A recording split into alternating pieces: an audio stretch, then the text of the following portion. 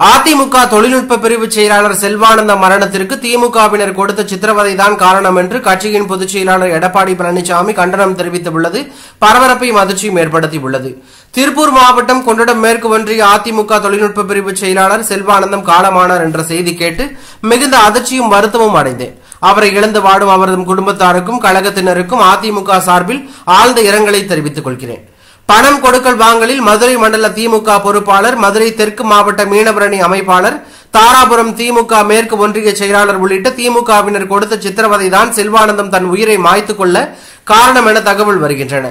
ஆட்சி இருக்கிறது என்பதால் யாரையும் மிரட்டி விடலாம் என எண்ணும் திமுகவினருக்கு கடும் கண்டனம்.